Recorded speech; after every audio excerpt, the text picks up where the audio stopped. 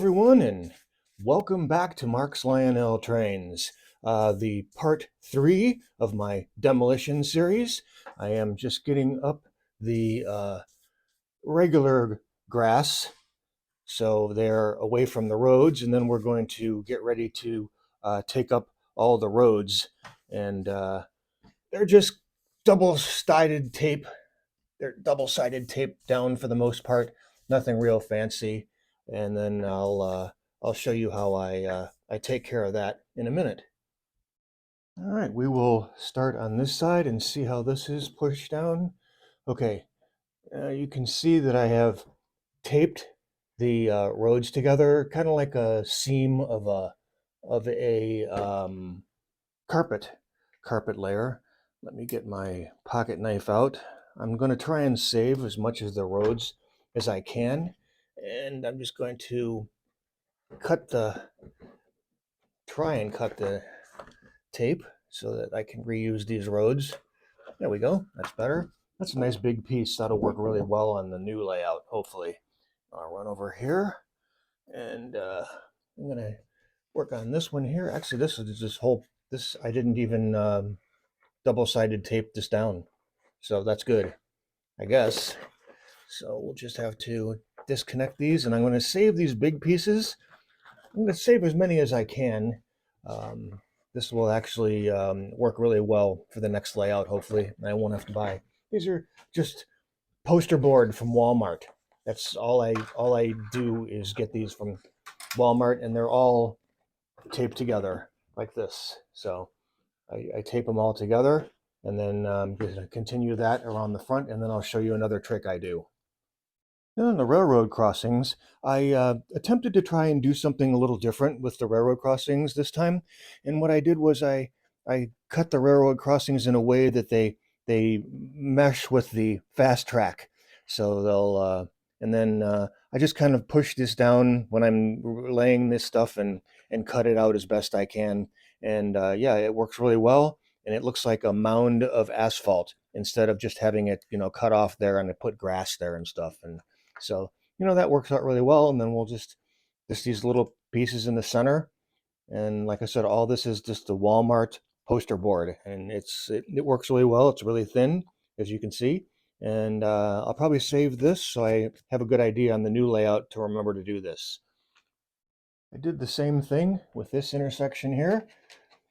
I did the same cut so that it fits nicely and looks like a mound of asphalt, which really worked well for the roads on this layout. So perfect. I'm going to finish doing all this, and then we have to put away the legacy control and the transformers, and then we'll start taking up the track. Here's the legacy control. I have the box for it. The transformer and the small transformer, I have all the boxes for that. And then all the power supplies are down there, and we'll put that away. I also have the Wi-Fi and the Wi-Fi box that I want to put away as well. And then clean up this area, and then we'll unscrew the track, and then I'll show you where the various feeder wires are on the layout. And we'll be back with you. All right, I have the legacy control system all taken apart from its control area. I am taking the batteries out of the controller just in case. I don't know how long I'm going to have this down, so I don't want the batteries to leak into the controller at all. I have the CW80 transformer taken apart. I have the Lionel power brick and the legacy power master and the LCS Wi-Fi connection, and I have the extra cord that you have to buy to make everything work. So I'm going to pack all this up in their boxes, and I won't bore you with that. I'm sure you've put a lot of this stuff away yourself. This is my roster, my locomotive roster with all the engine numbers and car numbers and things. So, all right, I'll be back with you after we're all packed up. I got the layout all dusted and cleaned. So, all right, we'll be back. All right, it took about a half hour or so to pack up everything and put it in their box. This box here goes in the shipping carton over there. I have all the other things packed up and ready to go.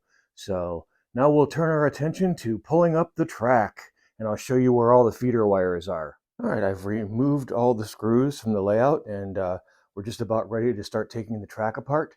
I used 4 feeder wires These are the two that go to the control panel right here and hook into the transformer. This wire here is the one that I hooked into the legacy base for the transmitter, so I transmit through the rails. I have one feeder wire here on this track here, and then another feeder wire over here on the inside track. I have one for the switch yard over here, and then one way over on the other side of the layout to handle the farthest away area. And it worked really well. I didn't run in conventional control very often, but when I did, it worked out really well. And then I have all the feeder wires connected underneath the table down here, and then I'll be disconnecting all them, and we'll get ready to take up the track, and then we can start dismantling the bench work, and then I take down the backdrop last. The backdrop was the first thing I put up in the layout. So, all right, we'll be back with you.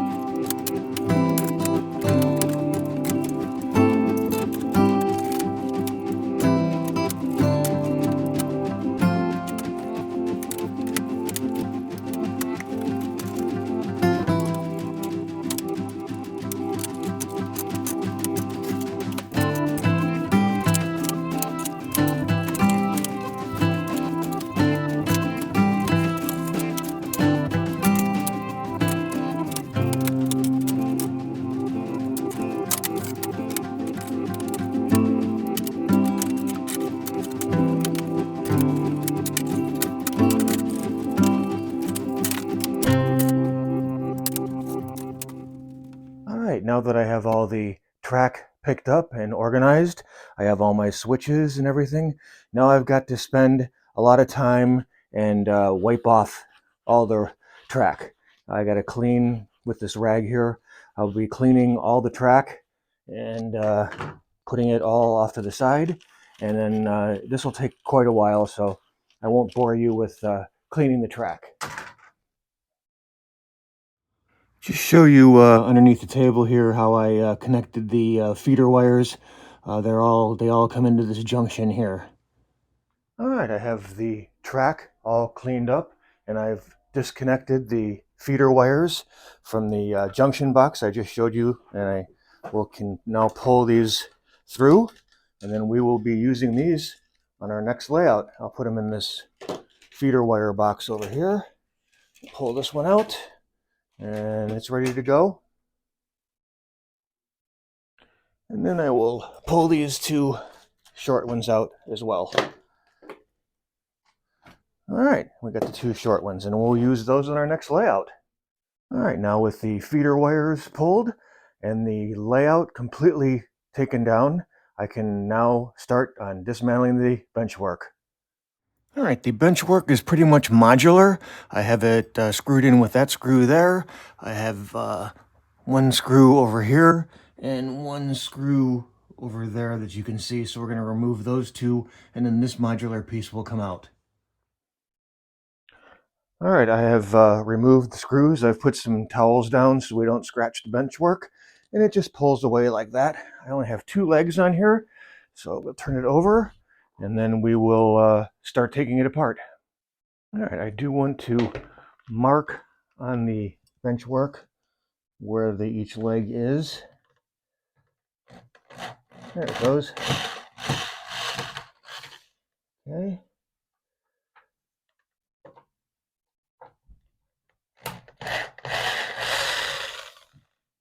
Okay, there's the first leg. I've marked this board C. Whoop, hit the ceiling there, that's okay. Then we'll turn it around and we'll get ready to do this side. We'll make this a C on there and a C here so that we know that this is part C. Let me get in front of you here so we can unscrew this. Okay.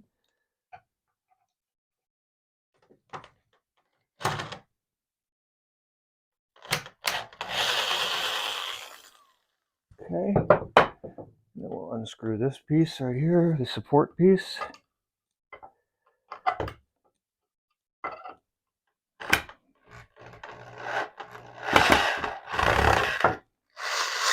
And we'll reuse all these pieces in the new layout.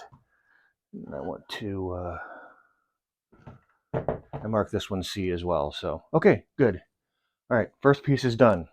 All right, ready to move on to the next one. All right, the next section that we're going to take off is this section, and I'll be right back with you.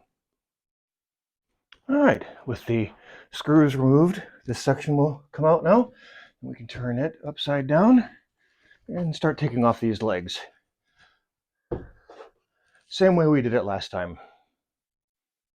And we'll continue that throughout the bench work.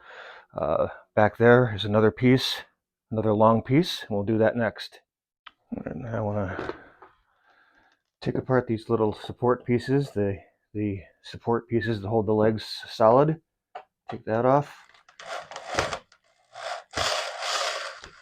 Like that. And we'll completely remove this through because I want to reuse these on the new layout. And then I have a box for all these support pieces. You can see down there.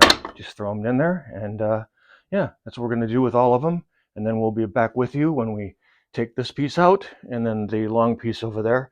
And then I might leave one of the big ones up for sorting.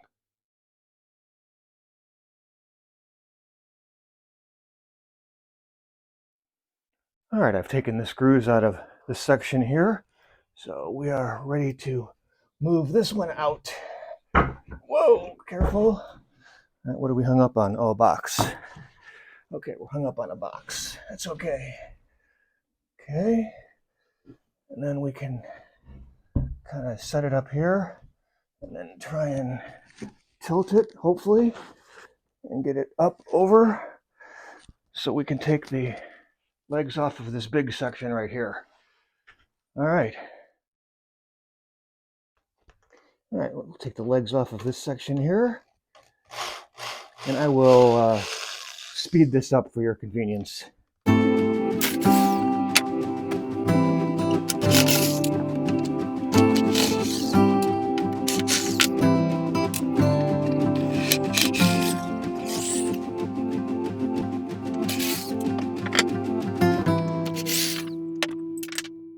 All right, now we are down to the original 4x8 sheet of plywood that I built in the 90s, and I'm gonna flip this up onto this table so we can get ready to take the legs off of it. This is a really heavy board.